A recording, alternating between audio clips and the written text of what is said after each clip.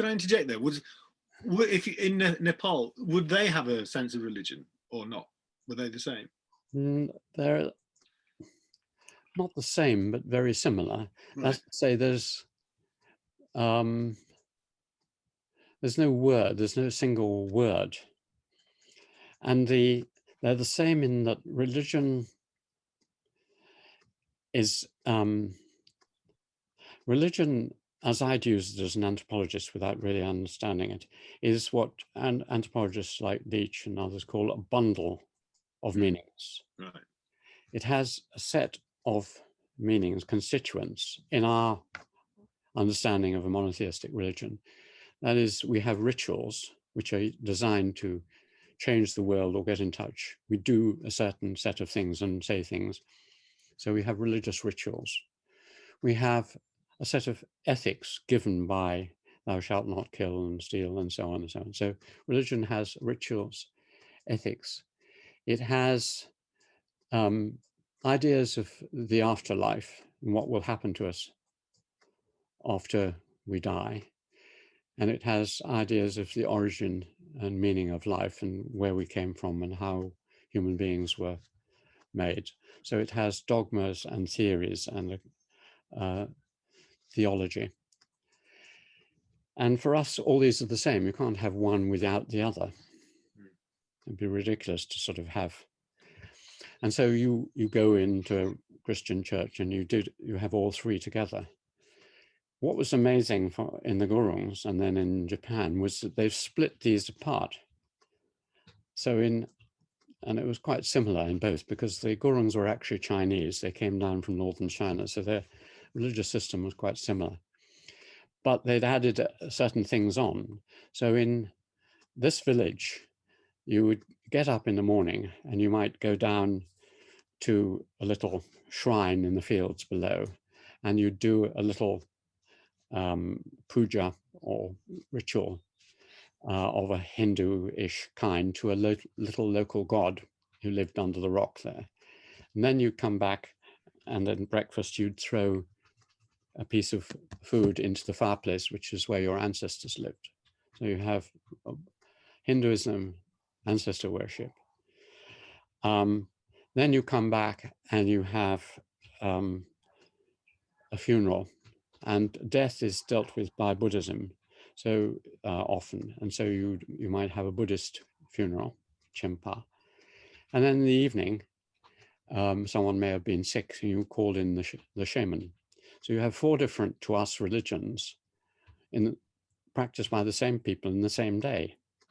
Right. Now, it's exactly the same in Japan. The Japanese are Confucian, they're Shinto, they're Buddhist, and some of them are Christian. And these are all, they're not in opposition, they're parallel and fused together. They're parts of a meal. And that means that you can't apply a group term to them. You can talk about the way of the gods and this and that. Right. But there's no, and so I suddenly realized that my concept of religion were very provincial and narrow. But just to end with Japan, the encountering all this oddness, so basically it's particularly difficult to understand, because on the surface, Japan is very similar to the West. You know, the cities look like ours and communications are very modern and life is very, very industrial and modern. And you feel, why have I gone all the way to just go back to high-tech London? And when you probe the kinship system, it's almost identical to the English family system, the terminology, the inheritance system, everything is English. It's the same Eskimo terminology as we have, and so on. So the family system's the same. The social structure is not very different. The political system, as Bloch pointed out, is a feudal one. So politics and society are the same.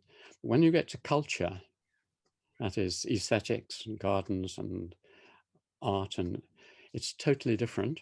And when you get to whatever you like to call it, religion and so on and so on. It's totally different. So you've got half identical and half absolutely different.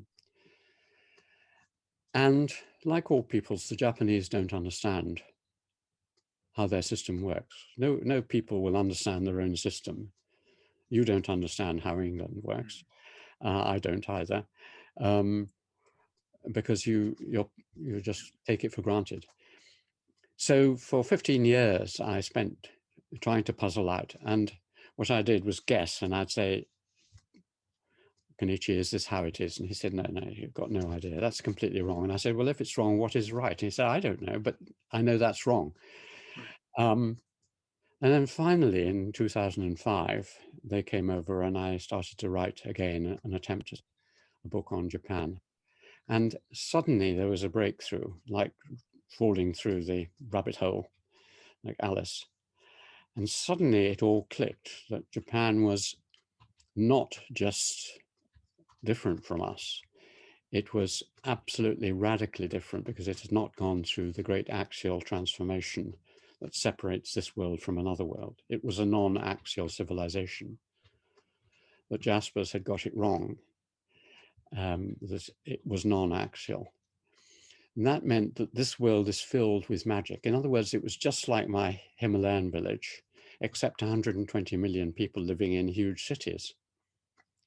But they were all shamans. They were all from a mountain range, the Altaic Mountains in northern China. And they'd preserved underneath the surface of Japan is a parallel world of Hogwarts, of magic. It's a magical civilization pretending to be modern. So this explains why their stock exchange and economy is completely mysterious to the West, why their legal system doesn't work like ours, why their political system. We keep hoping, and they keep trying to persuade us that, they are just basic. But Japan, they're totally different. But at a deeper level, they're all shamans. And I remember the ultimate triumph of an anthropologist is when, as on that day, that summer day in 2005, the dean of Hokkaido University, this very widely read and traveled gentleman wearing quite a neat, smart suit, came into our tea house in our garden. And he said, Alan, for the first time reading what you've written, I understand myself. Yeah. I am a shaman. I mean, if you can get the people to say, you've got it right, you can never get any further than that. So that was, now, in line with what we're saying, even 120 million people with a different worldview wasn't enough to change my world here. Because the Japanese had always been known to be a sort of strange island with strange people on it and so on. You can say, well, it's just the Japanese and the Himalayan village and a few other remote.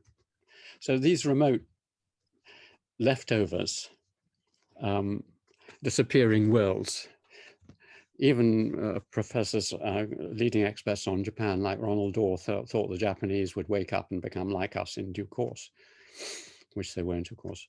But basically, you can put them in a pending tray and say, well, let's forget about them. The anomaly which doesn't change the system in Kuhn's idea. But then China